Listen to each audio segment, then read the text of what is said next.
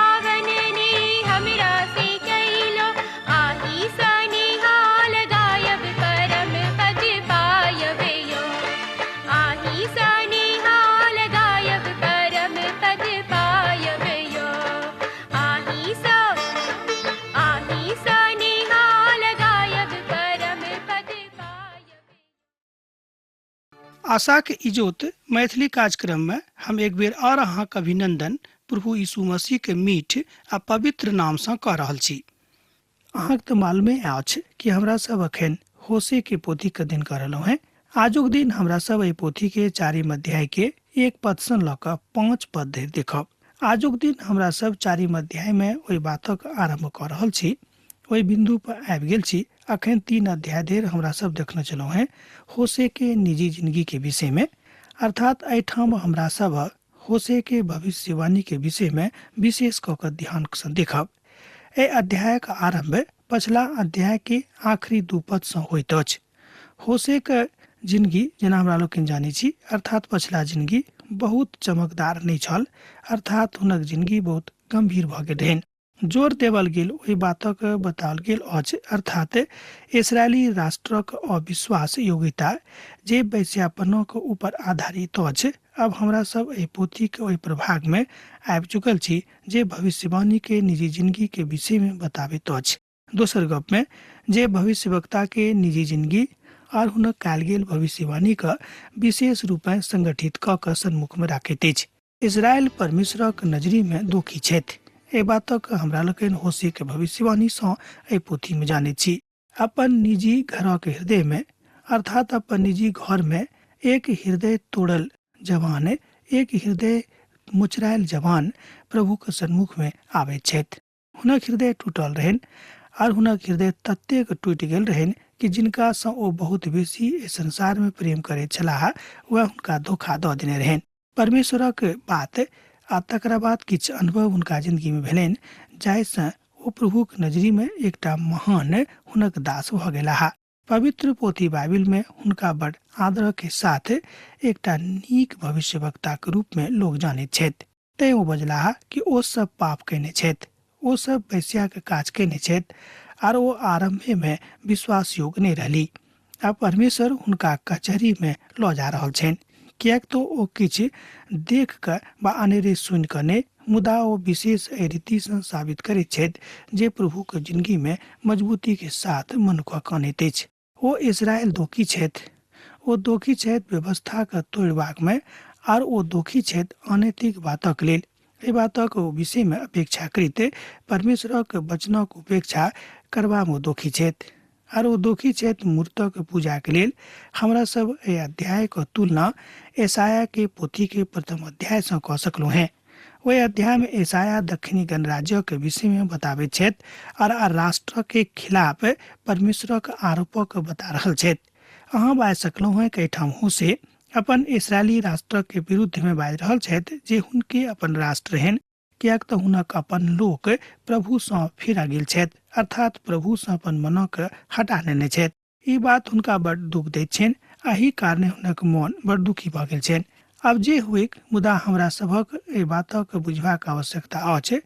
व्यवस्था के हुनक रेन, अर्थात व्यवस्था त प्रभु के छेन, आ प्रत्येक राष्ट्रक व्यवस्था तरीका आशीषक कारण ठहरैत अछि। अतः हम ए बातक सोचे छी जे हम राष्ट्र ए बातक कारणे दुखी छी।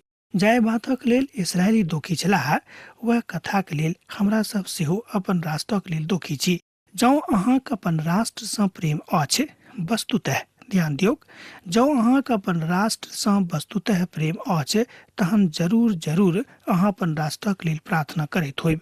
अन्यथा जौ अहाँक अपन राष्ट्र सँ प्रेम नहीं अछि तहन अपन राष्ट्रक लेल शायदे कहियो प्रार्थना कैने होइब। परमेश्वर हुनका न्याय कैते। जे लोग अपन राष्ट्रक लेल प्रार्थना नहीं करैत छथि, हुनक न्याय परमेश्वर करता है। पुनः दासत्व में हुनका पठा देथिन। एठाम ए बातक इसराइली सभक लेल बाज रहल छथि कि जौ अहाँ अपन राष्ट्र के प्रति सजग नहीं रहब, ईमानदार नहीं रहब, तो परमेश्वर पुनः अहाँक राष्ट्र से निकाल कर लऽ जेता है, अर्थात दासत्व में पठा देथिन, और अहाँ सब तकलीफ में पड़ जायब, कियाक तहाँ जीवित परमेश्वर के विरोधी भ गेल छी। ए बातक हमरा लोग एठाम होशे के भविष्यवाणी में देख रहलू हैं जे इसराइल कोना के परमेश्वर के छोड़ के जा रहल छथि, आ तहन ए बातक देखबाक अछि जे ई की बात अछि, अब की बात नहीं अछि। ए अध्याय के पहिल पद में परमेश्वर इसराइली के ए बातक बता रहल छथि, ए बातक संतोष दऽ रहल छथि कि जौ अहाँ प्रभु के दिस पुनः फिर के चलि आयब तहन प्रभु अहाँके माफ करबाक लेल तैयार छथिन, कियाक तऽ हुनका क्रोध बड विलम्ब से आबैत छनि। हमरा लोकनि एहि बातक भजनक पोथी में देखै छी कि वो बड विलम्ब से क्रोध करऽ वाला परमेश्वर थिकाहा। होशेक पोथी 4 अध्याय तकर 1 पद एहि तरह कहैत अछि, हे इस्राएली सब प्रभु के वचनक सुनू, एहि देशक रहऽ वाला लोकक संगे प्रभु के मुकदमा। एहि देश में नहीं तऽ किछु सत अछि, आ नहीं किछु करुणा, आ नहीं कनिको परमेश्वरक ज्ञाने। एहि बातक अहाँ एहिठाम देखै छी होशेक पोथी 4 अध्याय के पद 1 में। वो एहिठाम 3 बातक कहैत छथि कि एहि भूमि पर नहीं तऽ परमेश्वरक ज्ञान अछि, आ नहीं सत अछि, आ नहीं दया अछि। एहिठाम परमेश्वरक ज्ञान, परमेश्वरक सत्य आ परमेश्वरक दया के विषय में बतावल गेल अछि। वो मूर्तक पूजा कैने छलाह, आर ओ सब आकारक पाछा धोगा लागत छलाह, अर्थात परमेश्वरक ज्ञानक उजोत हुनका सभक घर से अब विदा भ गेल रहनि, अर्थात हुनका सभक मन में सेहो परमेश्वरक दया अब नहीं रहनि, कियाक तो ओ सब परमेश्वरक छोड़कर आर दोसर लोकक के पूजा करनाइ आरंभ क देने रहथि। हुनका सभक ऊपर दया कयल जेतनि, एहि के बादो कियाक तो परमेश्वर दयालु छथि, अर्थात एहि बातों के अनुभूति अहाँके करऽ पड़त। परमेश्वर लय व्यवस्था के पोथी में हुनका सभक बाजने छथि। देखियौ, लय व्यवस्था पोथी तकर 19 अध्याय तकर 10 पद के, अपन दाखक बारीक दाना दाना नहीं तोड़ लेब, और अपन दाखक बारीक झड़ल अंगूरक नहीं बटोरब, तकरा गरीब और परदेशी लोकक लेल छोड़ देब। हम अहाँके परमेश्वर प्रभु यहोवा थिकौ हैं। लय व्यवस्था पोथी 19 अध्याय तकर 10 पद एहि बातक कहैत अछि, अर्थात ई परमेश्वरक व्यवस्था अछि कि कोना कहाँ अपन लोकक अर्थात अपन गरीब लोकक मदद कऽ सकलहुँ हैं जे अहीं के देशक के निवासी छथि। दोसर शब्द में एहि तरह हम अपन लोकक आ हुनक गरीबी के दूर कऽ सकैत छी, और अहूँ के एकटा बात करऽ पड़त, कियाक तऽ हम अहाँके परमेश्वर आ प्रभु थिकौ हैं। आखिरी बात में परमेश्वर अहाँक हम थिकौ हैं, तैं एहि तरह हम अपन पवित्रता में अहाँके रक्षा रखवाली करबाक हेतु तैयार छी। आ लोक सब एहि बातक बिसरा देने रहैत। ओहि भूमि पर लोकक परमेश्वर ज्ञान नहि रहनि आ ओ सब एहिठाम ओहि बातक नहि बुझैत छलाह। ओ तऽ धर्म आ विधि विधानक तो कयने रहैत, मुदा परमेश्वरक ज्ञान हुनका में नहि रहनि। ध्यान दियौ, ओ सब 10 आज्ञाक तोड़ि देने रहैत। एहिठाम शराब देनाइ आ झूठ बजनाइ, बद्ध करनाइ और व्यभिचारक करबाक छोड़ि और किछु नहि होइत अछि। ओ व्यवस्थाक सीमानक पार कऽ गेल छथि आ कुकर्म करैत छथि आर खूने खून होइत रहैत अछि। होशेक पोथी 4 अध्याय तकर 2 पद एहि बातक कहैत अछि। एहिठाम होशे बड़ दुखित छथि कि जे राष्ट्र परमेश्वरक राष्ट्र छल, जे लोक परमेश्वरक चुनल लोक छल, ओ कियाक अतेक पापक दिस चलि गेल अछि। एहि तरहक सबटा पाप करऽ वाला ओतऽ लोक सब छलाह। हुनका सभक प्रभुक आज्ञाक तोड़े में बड़ आनंद आबैत रहनि। निर्गमनक पोथी तकर 20 अध्याय में एहि बातक बतावल गेल अछि। तकरा पढ़ियोक। अब जे किछु हुएक, एहि बातक बतावल जा रहल अछि कि सबटा बात पापे के कारणे भेल छल, और पाप मनुष्य के परमेश्वर सँ अलग कऽ दैत अछि, कियाक ने ओ व्यभिचारक पाप हुएक वा आर दोसर कोनो तरहक पाप हुएक। अब एहिठाम किछु बातक बड़ ध्यान दऽ कऽ सुनियोक। ओ एहि परमेश्वरक हुनका सभक दास आज्ञा देलनि, जे मूसा के व्यवस्था के मात्र एक भाग छल। एक बेर और सुनियोक। अब एहिठाम किछु बातक हमरा सब गोटे के ध्यान दऽ कऽ सुनबाक छै। परमेश्वर हुनका सभक 10 टा आज्ञा देलनि, जे मूसा के व्यवस्था के मात्र एकटा प्रभाग छल। आ तकरा बाद इसराइली राष्ट्रक परमेश्वर अपन इच्छा प्रकट करैत छथि। आजुक युग में कलीसिया के 10 आज्ञा के अंतर्गत नहि आबैत अछि, कियाक तऽ हमरा लोकनि जानै छी कि जतेक लोग उद्धार पाबि गेल छथि, हुनका प्रभु यीशु मसीह के 22 टा आज्ञा के मानबाक छै, जाहि विषय में नवानेवक के पोथी में हमरा लोकनि प्रगाढ़ता के साथ अध्ययन कयने छलहुँ हैं। एकर मतलब ई नहि भेलै कि 10 टा आज्ञा के आजुक युग में कोनो प्रभाव नहि अछि, अर्थात ओ प्रभावकारी नहि अछि, तकरा मानबाक जरूरत नहि अछि, से नहि बुझब। कियाक तऽ बहुत बेर जहन लोग एहि बातक बाजैत छै तऽ तकर अर्थ लोग एही तरह लगा दैत छथि। एकटा सामान्य अर्थ अछि जे ओ हमरा सभक बड़ ऊंचा विचार में बजौने छथि आ हमरा सभक पवित्र आत्माक अगुवाई में ओ चलबाक आज्ञा देने छथि। पवित्र आत्माक शक्ति में ओ जीविका चलेबाक प्रयास केने छथि। अब जे हुए 10 आज्ञा में परमेश्वर अपन इच्छा प्रकट केने छथि। ई तऽ समस्त राष्ट्र के जीविका के एकमात्र हिसाब किताब अछि, एकमात्र तरीका अछि। आजू के यूरोपीय देश में मसीही जतेक लोक छथि, हुनका सभक मन में मसीह के प्रति ओतेक नीक भावना नहि छनि, जतेक हुनका सभक स्थिति में हृदय में वस्तुतः रहबाक चाही। कियाक तऽ हमरा सब एहि बातक माने छी, प्रभु के एकटा महान दास अपन गवाही में एहि बातक बाजि रहल छथि, हम नहि बाजि रहलहुँ हैं। हम हुनक बातक अहाँके सन्मुख में राखि रहल छी। हमरो देशक स्थिति एहि तरह के छै। हमरो सब जतेक नीक रीति सँ अपन प्रभु के मानबाक चाही, ओतेक नीक रीति सँ अखन तक नहि मानलहुँ हैं, मुदा मानबाक जरूरत अछि। परमेश्वर बजलाह कि अहाँ ई सब बातक नहीं करब, अर्थात व्यभिचार नहीं करब, हत्या नहीं करब, झूठ नहीं बाजब, अनेरे झूठ गवाही दऽ कऽ केकरो फंसायब नहि, मुदा हमरा सब गोटे ई बातक कऽ रहलहुँ हैं। आ तकरा बाद जहन राष्ट्र उन्नति नहीं करैत अछि, तहन दुख हमरा सब ईश्वरक ऊपर मारि दैत छनि कि देखियौ हमर राष्ट्रक ऊपर प्रभुक कोनो कृपा नहीं भेल अछि।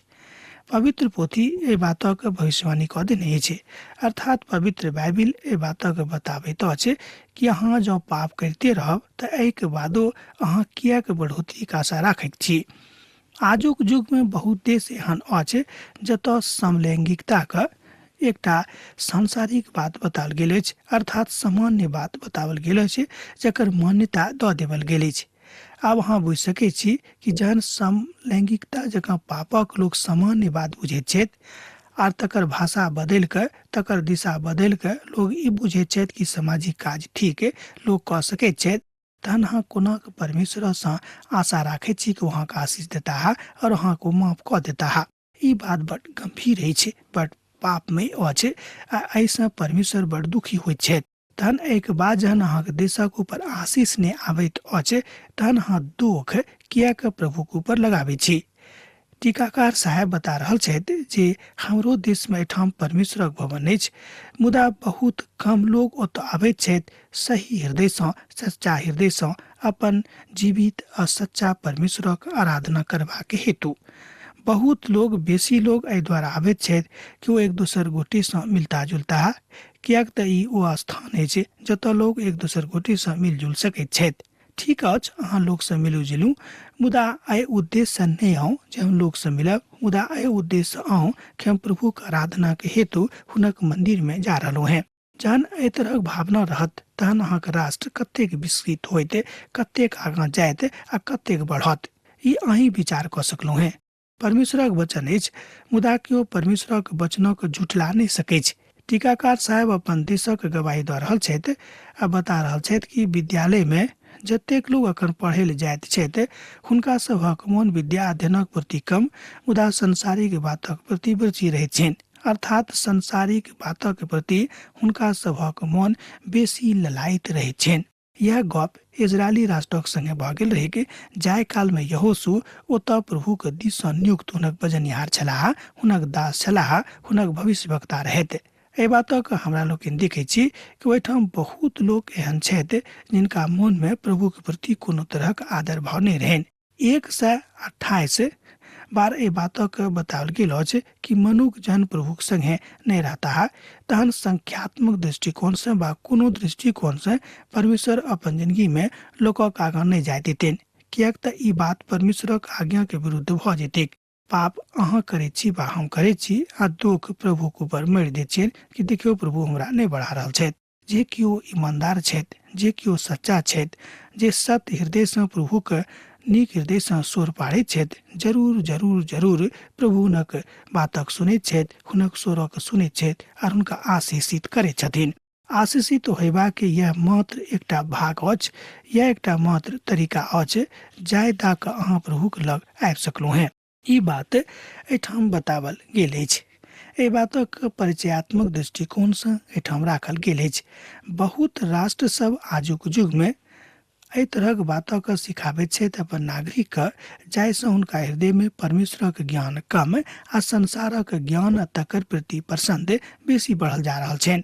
बहुत लोग कहता हम तऽ जिये छी अपन खर्चासँ, हम तऽ खाइत छी अपन कमाइसँ, एहिमे प्रभुक की छनि। अब अहाँ बुझियौ कि प्रभु अहाँके अतेक नीक चाकरी देने छथि, अतेक नीक देही प्रदान केने छथि, अतेक नीक ज्ञान देने छथि, एहिके बादो अहाँ कहै छी कि प्रभु अहाँके की देने छथि। एहि बातसँ अहाँ कहियो घमंड नहि करब। एहि बातसँ प्रभु बाजि रहल छथि कि हमरा सब गोटेके एहि बातक प्रति कहियो घमंड नहि करबाक अछि। अहाँके ज्ञान प्रभुक दिससँ देवल गेल एकटा महादान अछि। एहि दानक अनेरे छोड़ि कऽ एम्हर उम्हर नहि जाय दियौक। तैं राष्ट्र तरक्की नहीं करैत अछि आ तैं राष्ट्र सकारात्मक भाव में आगाँ नहीं जाइत अछि। यह काज छल जाय कारणे इस्राएली राष्ट्र प्रभुक नजर में खसल जाइत रहेक आर प्रभु हुनका दिस नहीं ताकैत छलाह। दोसर गप में प्रभु हुनका ऊपर दया नहीं करैत रहनि। मुदा मन के कतेक लोक एहि तरहक छथि। आजुक युग में कहल जाइत अछि जे अलौकिक लोग एहि बातक विषय में बहुत बेसी कहैत छथि, हुनका बेसी नहीं कहबाक चाही। एकटा बीमारी व्यक्ति के जे पापक कारणे बीमार भेल छथि, जँ हुनक बीमारी के प्रति अहाँ प्रार्थना नहीं करबै तऽ हुनक बीमारी कोना दूर हेतैक। हुनका दवा सेहो करबाक अछि, कियाक तऽ जँ ओ दवाइ नहीं खेताह तहन कोना की बात संभव छनि जे हुनक बीमारी ठीक भऽ जेतैक।